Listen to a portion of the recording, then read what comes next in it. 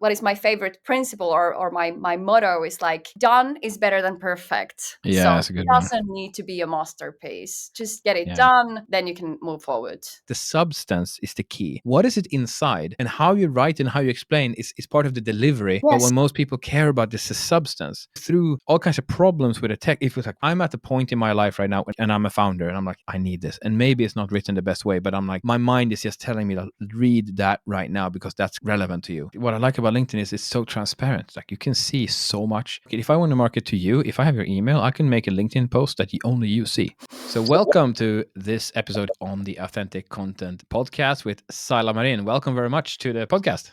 Thank you. And thank you for having me. Yeah, I think we met at a marketers meetup and I was like, yeah, who's organizing this? And you were like, yeah, that's me. Yeah, that's Yes. what happened. That's Yeah, a that was true kind of story. cool. Yeah. And I was looking for specifically people like you because I wanted examples of using the authentic content because at the time I only did some for myself and I've been seeing it like in America and stuff like that. And I wanted to get, are there any local references? And I just spoke with you about it. It's like, yeah, we do like the podcast. We have this, we do blogs and thought leadership on our LinkedIn. And now you are taking the next step and you got promoted and stuff. So things are, going down. So I think that's where we're all, yeah. Sara, welcome. Who are you and what do you do for Laavu? Who am I? I consider myself as like a Portuguese Savonian. That's a way. Okay. That's a way to describe myself. Because I used to live in Kuopio, that is a tiny little city in the eastern Finland. But then I went to Portugal and I lived there for 5 years, and only then I moved to Helsinki. So Okay. that's my background basically, or that's how I like to call myself. And what I do for living, I work for Laavu Performance, a really cool startup. We do psychological coaching for founders like you and for business leaders. We want to enable their psychological performance so that they get to stay healthy and perform at work. Yeah, I love that angle. I think so many, like you're not using the word psychology or anything, but that's what I feel like they're missing sometimes when they're trying to convince somebody like to do any type of. I'm just going to use the word therapy here, but as a business, I'm like, I don't want, like, I don't want to feel bad. Like, I don't want to feel sorry for myself. Like, I'm, even if I would be unhappy, or it doesn't, like, I mean, it doesn't matter. I want to get stuff done. But if you think about, no, it's about your performance. That of course, being content or feeling good about your life is a part of it, but like we want to help you to be a better leader, better businessman. I Exactly. mean, now I'm listening. Yeah. That's the angle that we want. Yeah, and we believe that actually psychological coaching or whatever you do, it can be mentoring or something else as well. It should be treated in the same way as we treat like going to the gym, doing sport. Yeah, Like, that's a good one. yeah, do that like regularly, not only when the shit hits the fan, but only before. I wonder how many customers you have to tell to also, like, hey, you got to start eating right. You got to go to the gym because We try that to sounds. avoid that. We don't touch that area. Oh, It's you only don't? about mind. No. It's Okay. only about psychology. Because that's everywhere I go. People are saying to, like, they don't say it, but like I project, and I think that they're telling me to go to the gym because I'm not doing it. So that everywhere I hear, it's like, oh, look at that, look, that person is working out. I'm like, yeah, why? Okay, you can stop pressuring me. Okay, I know. I should go to the gym. I Like, know. I didn't talk about you. I don't know Yeah. the poster. Anyway, all right. But so yeah, you don't touch that at all. And I guess you don't need to. No. And the thing is, our like coaching is scientific, and we are specialized in that psychological area. So we don't want to, go further. I got you. Well, the purpose what we're here is because you have were you the one who started the podcasting idea and stuff like that? Where did it start with you? Yeah. The thing is, the team I started. Yeah, I run the marketing. In Mm. Laavu. I didn't mention that. So basically, I started in working at Laavu in 2000, 1 year ago, 2022. June. Yeah. So they had the idea of podcast before than that already, but it was just an idea at that point. And yeah, I started working with Laavu, and I took like maybe 5 to 6 months to understand the importance of content. I was doing different things, lead generation, advertising, and stuff like that. And then I understood that okay, something is missing. We need to think about this content. And then I started like educating myself. I listened to podcasts about this topic, watched some YouTube videos, and understood that okay, content is actually the thing now. Like people Mm. really want to consume the content that we would provide. And yeah, then we started this Laavu Content Lab that I mentioned, and you were like, "What is it? What Yeah, does well, it even mean?" I want to talk more about that, but actually, that I Yeah, should use a different hook here. But this is actually working for you guys. You don't just mess my podcast for the fun of it. What you told me last time is practically everybody that comes to your company now has listened to something. Like not exactly everybody, but like very close to. If yeah, it's not like a super strong reference from somebody who has their friend and they just throw them into the program, they have listened to something. yeah. The thing is, they mentioned that they've come across with our content or with us, and I would say that it's our blog articles, podcasts, Mm. videos, and stuff like that. Yeah, Yeah, they yeah. mention it. That Yeah, can be. so it has an impact. What would you say? How as a I mean, I know you're biased because you like invented this, but how effective would you say it is so far? Well, the thing is, it depends on how we measure it. Of course, it's difficult to show like direct results, Mm. but I'd say it influences us or drives results in three different like ways. First is brand awareness, and that has the thought leadership in it as well. So basically, we seem more credible as well when we do these things, when we post uh, articles about the topics, and when we do podcast episodes as well. And then because we learned that we needed to engage with our audience more. Basically, that was the problem that we wanted to solve. That we needed to engage with our audience more because they are not ready to buy our service right away. They need to be nurtured. So we basically started doing content to answer that, to help with that problem. And basically then we realized that we can engage with the audience, and the consideration phase, we can drive traffic to our website, for instance, to read our blog articles, and we get people to consider, which leads then to better quantity in terms of leads, website leads, and then new clients. So I would say content, definitely, it doesn't do it like solely. It's not the only thing that is important here, but it has a very important role in our new client acquisition, for Or sure. maybe we can say it like this. Let's say we cut it all off. There are no blog posts, no podcasts, no posts on LinkedIn.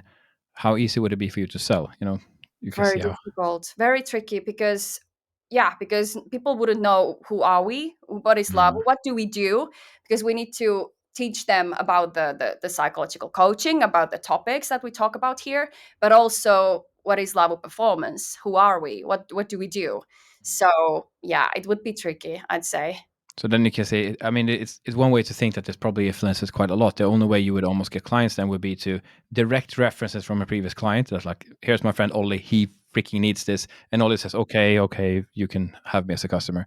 Or possibly you have a post, sorry, you do an ad, and now you get salesperson gets it, and then they have to start working that client for months Exactly. before they're ready to buy. And if he has no content to feed that client in between, the potential client, yeah, it's gonna Exactly. be tough. Yeah, and I'd say like 80 or 90% are not ready to buy now. So that's also one thing to consider. So we need to nurture them. Most likely there are people now that are consuming our content, and they're like, this is interesting, the topic, and maybe I should try, but I'm not ready yet. Mm. And then we need to convince them. Yeah, I mean that's the same purpose I'm doing this content as well. So, but that's because we are human.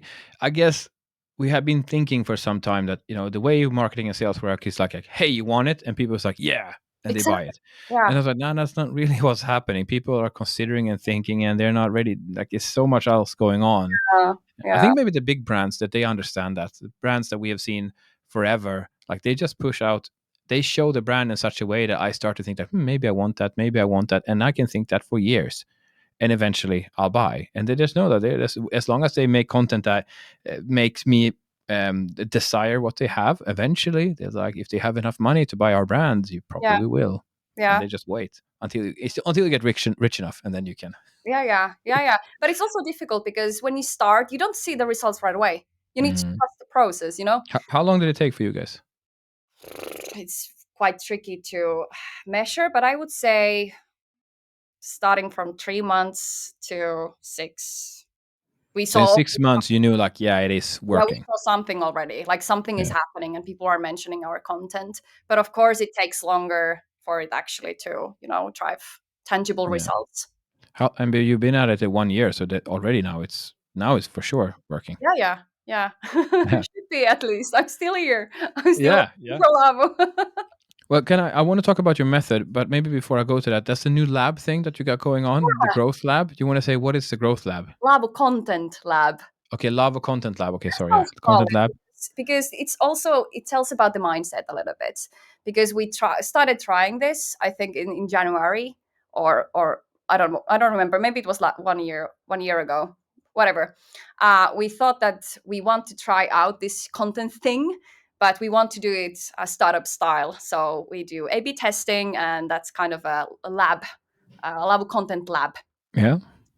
And basically, what that means is that we always choose one main topic. In our case, it can be, for instance, stress or emotional roller coaster, like some topic that we know that our audience is interested in. Then after choosing the topic, we record a podcast episode with a guest. So we have our own podcast that is Mind is Your Own Business, that is hosted by our co-founder Saila, and she normally invites their maybe a client of ours or other startup person, founder, CEO, to talk about this theme with Salla. Once we've recorded the podcast, then of course we publish that, and then we repurpose the content. So basically we take the content, the podcast episode, we do a long form video that lives on YouTube, we do short form video clips out of it, we post them on social media. Then we write one or two blog articles about the same topic, do other social media posts. If we are not lazy, we might even do like quizzes about this topic and then share Oh, the results on LinkedIn. Yeah, those have been quite popular as well. So basically, we use the same theme for like 1 month or so, and we do like different types of content pieces around this main topic, and that has worked quite nicely. Yeah. yeah. All right. Well, and where are you also involve your employees or like the coaches that you Yeah. have, right? You involve them. Can Yeah. you tell me more about that? Yeah, I wanted to mention that as well. Basically, because we realized when I started this content lab, I was like, so who is going to provide all the content and write the articles? And then I realized, like, we have 7 psychologists in our team that are specialized in psychological themes. So I don't know if you can use this expression in English, but we sat on top of a huge amount of information, and we knew that we should utilize it. So basically, I think 2 of our coaches, they are really good writers as well. So they provide the content that we then use. And that is another thing that I forgot to mention. We can also share this content with our existing clients. So basically, our coaches, they always give homework or readings to their clients. And before our content lab, they would share like competitors' content or something else. Yeah, Mm. yeah, yeah, because they like, this is a nice article about this topic, but now they can actually use our own content for that. So we can use our materials Yeah, also. that's nice. That's it. Like, Yeah, hey, it this is a is. problem you have. Check it out. So you can read it from here Yeah. that you have created. Yeah. Well, so how do you force these people to I post don't online? force anybody. No, How do you measure it and make sure they do it? well, well, are you talking about the thought leadership or like, Yeah, well, either way, like let's say I'm working with my people as well. Like I'm now working, I'm massaging them. I would like them to do more video content. That's the angle I'm going with now, and it's a tough one. Even writing can be tough for some people. yeah, yeah. I'm wondering how do you, because even if you would say, hey, Erica, can you please make content? She's like, yeah, sure. And then like, where's the content, Erica? She's, I'm busy. Well, That's the classic. yeah, for that we have a thought leadership pilot. That's also, we have the content lab, and then we have thought leadership pilot.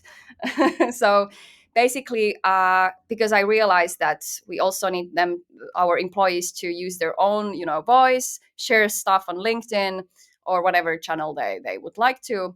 So that's why I came up with the pilot for thought leadership. And I asked that within our team, and they are, by the way, quite competitive. So I asked them, uh, Performance coaches. yeah, They're yeah, competitive. they are super.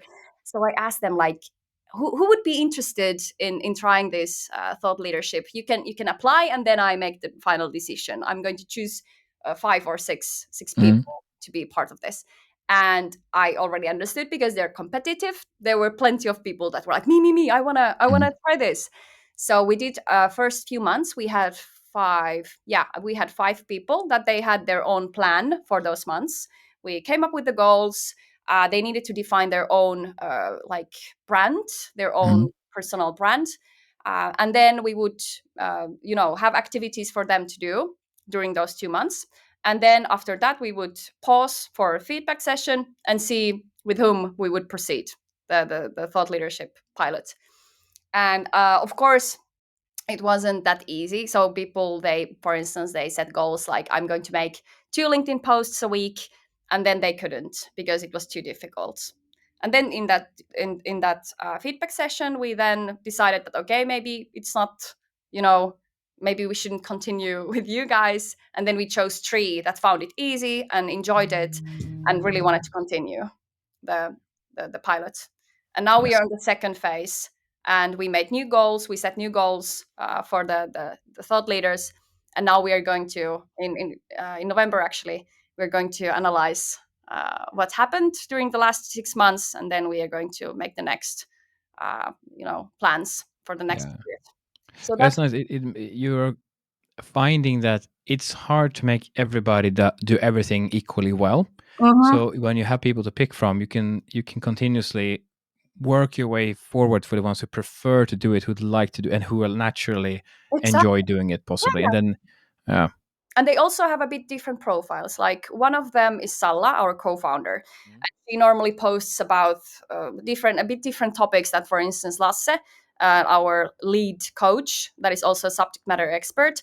He typically posts more about the actual psychological themes. So they have different profiles. They might attract different audiences as well. So yeah, it's really useful to have more than one people, if you can, within the company to do this. the- what we talked about now was, we didn't say it, but or at least what I understand, you're publishing primarily on LinkedIn. Is that the case? Yeah, yeah, it's true. It's true. We thought about TikTok and Instagram as well, but this was kind of naturally chosen by the people. They preferred LinkedIn, and And we I guess your performance, the CEOs and stuff there yeah, on exactly. LinkedIn, right? Yeah, yeah. And the thing is, we decided that first we are going to make this channel work nicely, and then we can maybe move to another one. Yeah. Well, for me, I just went with all of them, like at the same time. Why not?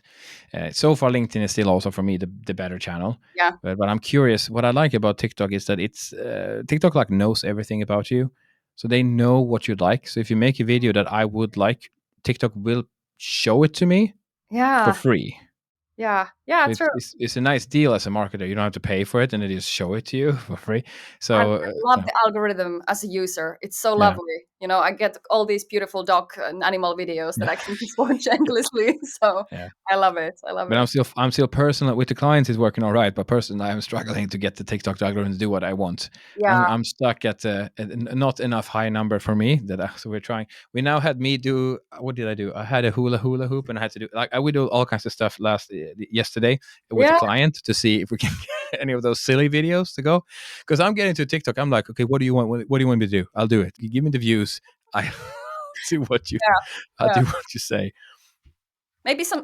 I'd say some silly stuff would work. Yeah. Yeah, probably. Are you well, and some dogs maybe in there. But are you measuring your like we talked? I talked like, how do you know that they're doing it? So you do measure that they are posting and stuff like Yeah. this. The ones who are in the pilot. Yeah. Are you like showing it to each other? Like, are you using that competitive spark to see like, oh, did you know that Anna did Yeah. 4 posts and you did Once in 3? a while, once in a while, but not too much, of course. But what we do is that we gather the results in every month. Like they need to, I ask them to share the best performers, the best performing posts they made, and analyze a little bit why they think these ones were good, so that we can actually provide better and better content in the future. I would be so curious if you can cross-reference, like if somebody commented or liked, and see they actually become a customer 2 months later. Yeah, that would be amazing. Yeah, Yeah. need to start following I that as mean, well. manually at least you could do. I mean, there would be probably some automatic way someone's listening to it. You should do this. But anyway, you could even just manually check. Yeah, well, the easy thing would be to check what's the name of the new customers, and then just quickly Yeah, search. Can you find the name on the latest post I did, and say, oh shit, there's Anders. that is true. Anders is Yeah. there. So then you could see. how, at least partly, how he was influenced to end up as a customer. Yeah. Yeah. That's a very good tip. Need to try Yeah. that. Thank you. What I like about LinkedIn is it's so transparent. Like you can see so much. If I want to market to you, if I have your email, I can make a LinkedIn post that only you see, like a LinkedIn ad, for Yeah. example. True. True. It's all kind of strange because it's like we will tell our position, where we work, and all kinds of stuff, and then people will sell straight to us, Yeah. and somehow LinkedIn, I guess it's accepted on LinkedIn. This how Yeah. it Yeah. goes. But I Yeah. think no one thinks that, no one thinks about that. It's like, okay, maybe this is, shared only with me. I at least never Of remember. course, yeah, you don't know how targeted it is. Yeah. So, but yeah, it is possible to do. That's what we call like the dark side of marketing. There's a problem in Hollywood that they will have billboards. They will buy all the billboards near where like the director lives or the owners of Disney. So they will go down the road like, wow, we are so popular. It's like, yeah, because the marketing company you paid for pays for the ads where you see them, not Indeed. for your customer, but for you. That's And so so, crazy. Yeah. yeah, Yeah. that's the thing as well. But all right. The method to create this. So these people, you've made a plan for them. Can you talk a little bit about that? How you help them? Yeah, of course. Well, we started with the session when I asked them to think about their voice, what kind of voice they have, and then we would go through this voice and this plan that they made, and maybe I would share some ideas with them as well. And I also asked them to provide at least 10 different ideas for posts, just for them to get started, and the plan for the next months, and also something that they would like to achieve, like by the end of this pilot, what goals you've received Mhm. or achieved. And then of course, at least in the very beginning, they would like share the texts with me before they would publish them, and then I might give some ideas how to improve the texts. So at least these things, yeah, I can mention, and sometimes just to push them a little bit, like, hey, come on, you can do it. Like, what is my favorite principle, or my motto is like, done is better than perfect. So Yeah, that's a it good one. doesn't need to be a masterpiece, just get it Yeah. done, and then you can move forward. When somebody does one of these masterpieces, and be like, okay, let's look how many people viewed this and liked this. Yeah. So you get 5 likes. Okay, that's your masterpiece. And then Indeed. let's try someone. I'm going to give you 15 minutes to write something, and we put a post that. It's like, look at that, 6 likes. So you see, the likes doesn't. It's not quality necessarily, but it's an indicator of who finds this what you're writing interesting. And it's, I think after a while, it makes sense to try to go for a larger perfection. That's some in maybe like if you write a book or something. I'm starting to doubt. Like, there's a guy called Daniel Priestley. I really like the guy. He has one of the books. One of his first book was called Key Person of Influence, Mhm. and a later book he has is called Oversubscribed. I've read both. And now when I read Oversubscribed, and then I listened to, I listen to books, I don't read them. And I listened to the Key Person of Influence again. And then I'm like, oh my God, he wrote so poorly before. Really? Like, yeah, the writing is so poor. He must be, if he would try reading, he would be ashamed because he got better as an author, like way better. But when I Alright. listened to Key Person of Influence the first time, I'm, that's a good book. And then I re-listened to it, like, oh my God, he's so poor of a writer.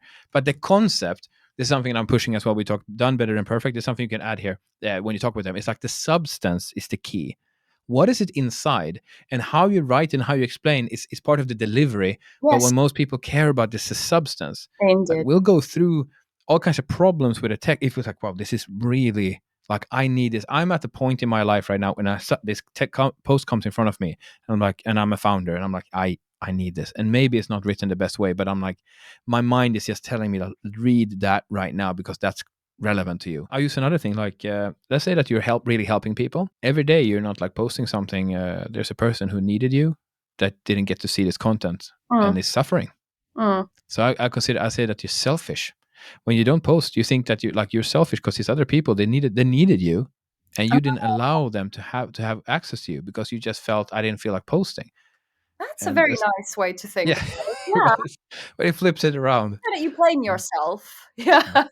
Yeah. Yeah, use some blame and self-hate, and that adds the value to this. I think I don't know if our performance psychologists would agree with this approach, but it may work. It may work. I mean, the flip side is that you are providing this something that they need in their life, and you're the the shining light in their darkness, and that's what Yeah, you need yeah. to do. But that light needs fuel every day to keep shining. I mean, but you can flip it. Sometimes I like to be a little bit dramatic sometimes to add to make it. Just a little bit. It was this funny case. I was talking with a person. I have interns that work with me, they don't get paid, but they do different projects. So one is the authentic content company. I have a couple, and then I have some in the Euroscalers program that I'm running currently. And in there, they are now going into the end. There are 3 weeks left of the Euroscalers program, and I told them, so I want you to create content. I think this would be a good idea to make content about what you're learning. Mm. And then they didn't like. They were like, yeah, I've heard that you said that before, Rasmus. And I said, we're gonna have 2 people. We're gonna have let's call the person Anders. So Anders 1, that's you doing what you do right now. They have Anders 2. He's the same like you, but he also produces content. He puts out a post, written post or video post every day. Mm. Both Anders 1 and Anders 2 is applying for the same job. Who gets it? Well, number 2. Probably Anders 2, because Yeah. he's the same guy but makes content, and that's I that clicked for some people. Let's see how much content they make, but it's the we just need to make content. Yeah. But I'm using that negative. You see, I'm using that negative thing, and it's working better. Some people are reacting more to the threat Yeah, than of to the course. potential. That's a very old psychological trick. Are you Yeah. suffering with this? Are you suffering with that? We can help you. We have a We should solution. get some of those dogs you talked about, like some really dangerous dogs. And I would say, like, if you don't do content, I release the dogs on you. That sounds interesting approach. Like a Rottweilers who get no love, and they just They are drinking it. friendly. They are friendly Yeah, I Rottweilers. know, but you gotta hype it up so they're afraid. I don't want to release the dogs on them. Come and be so friendly. Yeah, but I one don't thing have any dogs right now, but you maybe I don't should have have. there. Yeah. No, not yet. Not yet. But one I'm thing learning so much from you, Saila. I'm gonna add all kinds of stuff now to my my repertoire. But one thing I wanted to mention about like perfection, we talked about the content and how like one needs to provide it and produce it. But at least when we started this Laavu Content Lab, I remember I was struggling with the quality of it. So I was like, this is not good enough. This should be better. The podcast episode is not perfect yet. And that's something that I would suggest anyone that is doing content or is trying to start doing it. Like, don't aim for perfection. Like, don't focus on the results or the perfection right in the beginning, because you might block yourself from doing anything if you aim for perfection. Just get the first episodes out. You can of course always go back and fine tune them, but just to get the process going. Like, accept the fact that maybe the first podcast episodes or the articles aren't perfect. They might be even shitty, and that's fine. That's completely fine. I mean, you can delete Yeah, them of later course. if you If don't you're like too them. ashamed, or at the same time, you can be like proudly, this was where we started from. Yeah. But who digs like there has to be someone super interested to dig through every episode that you might have been making, because if it's 1 hour per episode and you start making one even once a month, you're already, let's say, do 2 years, you had 20 hours of content. So is somebody actually going to dig down all the way? And they might notice like, wow, okay, episode 3 they started to be, I can see that they were learning how to do this. It's the same type of person that goes to your Instagram feed and scrolls down and then by mistake likes your old pictures. Oh yeah, that's It's a good the one. same person. You double click by mistake. Holy fuck! No, not no. Take I that wasn't away. sulking at all here. Yeah.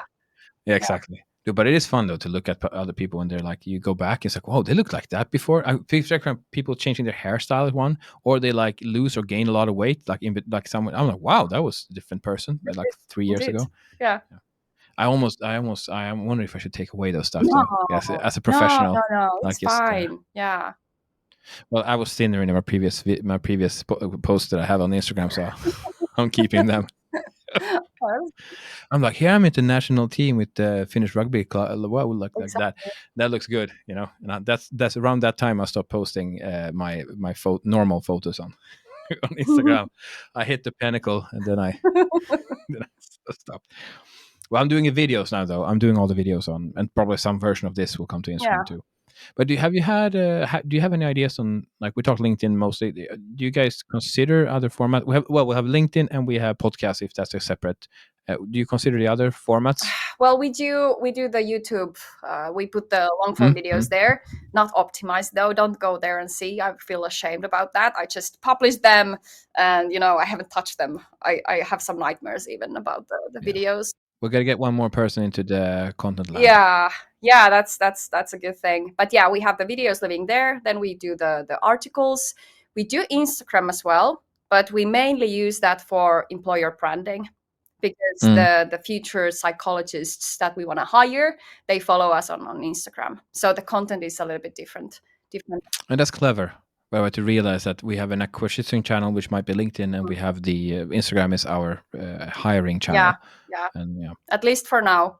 Maybe the younger generations of our clients, they spend more time on Instagram than LinkedIn. I don't know. This is a hypothesis, but yeah, and things will move. Like Facebook was, I don't know, the coolest thing. And then a couple of years pass, and then it's for 50 years old and above. yeah. And maybe the same thing will happen on LinkedIn. Like, I'm wondering, it's not exactly like this, but like a certain generation Mm, adopts a technology, and then that generation stays with that tech as they get older. yeah.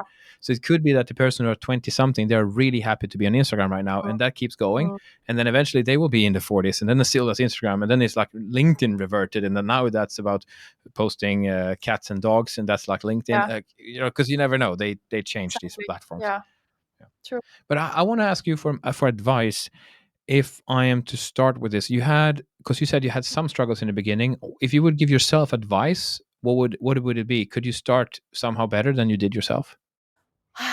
Most likely, yes. Of course, one can always be better.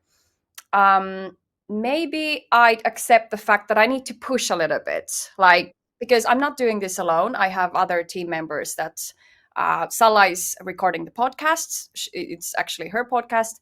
And then we have my colleague Andreas that is basically taking care of the podcast editing. And then we have other colleagues that write the articles, like one of our psychologists, Toire. She writes very, very good articles. So basically, I would have warned myself at least that you need to be prepared to push a little bit and be consistent. Like, people might say that we are not able to find a guest for this next podcast episode. Then you help them, you provide short lists, and you're like, Yeah. continue contacting. Doesn't need to be perfect. Can be doesn't need to be like your top three. Ideal guests can be somebody else as well. So basically, that's something that I would tell myself, that because So be ready. There will be some friction when you're trying to get other people to do stuff, yes, and even if they might be enthusiastic, they might also need some help to and from, especially maybe the beginning to actually get it going, because they might meet friction too, and they're like, well, I'm busy, I have other things to do, and then they down prioritize it one step down, and suddenly it doesn't get done. exactly. So you need to be there and be like, hey, okay, what can I help you Yeah, with? How to make this yeah. work? And another thing that also I realized is that try to if you have for instance, I wanted to have for like, let's say August, a certain theme, a topic, content topic in mind, and we would record the podcast episode in July or the beginning of August.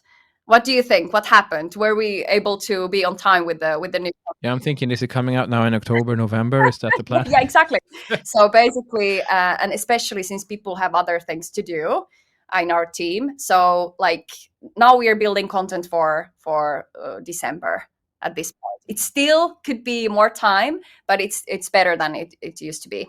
And of course, we can reuse the old content. That's what I've been doing since we haven't been able to record new episodes, or we had some issues with that in the beginning of the fall. But I used our old content for last year, and now we've recorded new podcast episodes, and it's getting better again. Because last year you did 5 episodes, I Yeah, think. I'd say so. Yeah. What's the plan for? Are you going to change the number? Is it 5 is the number, or what are you thinking? No. The thing is, we had a plan to record one episode each month. That was our goal first, and some people even said that it's not enough, and I was like, for us, it's very, very good if we are successful with that.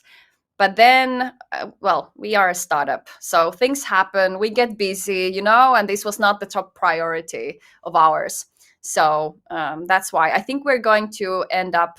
And I don't know if I dare to say this out loud, because if we don't succeed, then I need to, Well, you maybe will do this. yeah, I hope that we'll get to, let's say, 7 or 8 episodes during this Wow, year, like the whole number. But that's more than 5. yeah, well, let's see. Let's see. Yeah, yeah, we don't want to Don't jinx jinx it. it. Yeah. Yeah. Well, is there anything else that you would like to give? Oh no, before advice, I was thinking about what do you got planned. So you maybe do some more podcast episodes. Are you changing anything in how they Yes. what you're talking about? What? Yeah. What's the new stuff that you're thinking about doing? I wanted to share one learning, because I mentioned that we always started with the theme. So we would decide the theme, and then we learned that it's a bit tricky, invite a podcast guest and tell them like, okay, this is the thing that we thought that you should be talking about. It's not authentic. The people, they maybe don't want to share their story if it's like forced to a certain. And they might say yes, and then they're not they say yes, but it doesn't mean that they're actually on board with doing it fully the way you thought Yeah, it was going exactly. to be done. Or Yeah. they might do that, but it doesn't feel real. It feels a bit, I don't know, not authentic. So now we are doing it in a way that we first start with a podcast episode, and then based on that we know the theme. So, for instance, the next episode is going to be about burnout because the guest wanted to talk about that, and it was like a natural choice for them. So then we do Sounds so obvious when you say it, but no, but yeah, because it makes sense. Like, we interview 6 people, and then we see what topics it ends up being around, and then you can tailor whatever you're writing articles and stuff. Exactly, and then we have the burnout is the main topic that we choose. That's something that I learned. Nice. Yeah, it was a difficult. That's a good tip. Very good tip. Control freak, because I want to control everything. So I was like, okay, so I can't control this, but yeah, the content ends up being better. But you sound like a very rehabilitated control freak when you have people not performing exactly when you want to, and you didn't even do 12 episodes, you did 5, and you're okay with it. Maybe that's what we're showing here, and then behind closed doors, you're ripping your hair. I need to talk with my colleagues to get answer to that. Maybe they're making their performance coaching you to new levels that you would never been able to do without being yeah. I'm accepting things and failures as well. Yeah.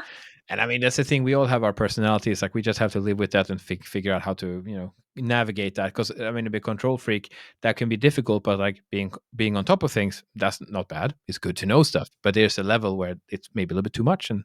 But you have some people that you work with don't want to control anything, and you're like, where are the things? Like, I don't know where they are. Yeah. Well, now that makes me a control freak. I'm like, dude, you got to know where your stuff are. Like, now I'm getting anxiety. I thought it was all good. Yeah.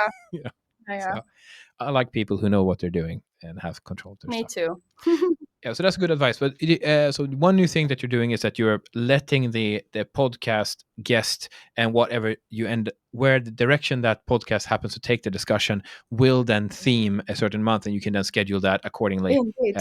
For that. Yeah. Is there anything else that you're trying or thinking about doing together with your content lab? Well, we are thinking of getting more people in the team, so that it's not only about me or the other team members, but we would have someone that would focus on this, and that would be their main job, to take care of our content lab. What would you do? That's how important we find it. Yeah, but what would you do if they all do? What would I do? Yeah. Oh, well, that's another episode. We can talk about that then. Yeah. Well, whoever comes to work with you will have a good learning experience, because you know so much already, but you're open-minded for testing and learning and trying things out. So I think that's and that's the thing is, my background is not in like content marketing. I'm a paid social or paid advertising sort of a person. So this was also quite new for me. Could we touch on that a little bit? Are you using some of that knowledge into pushing episodes or stuff like that? Yes. What I do now, because I have a limited budget, I learned that people really enjoy reading our articles. So I use our blog posts in content marketing. So that's kind of my traffic campaign. And I use Meta because I think Meta is relatively cheap comparing to LinkedIn, at least. So I drive traffic to our website with the content marketing campaigns. And then they read articles, and that probably leads. And then, of course, I retarget them, and then that's more like conversion related campaign with testimonials and book your free trial sort of copy. There we go. All right.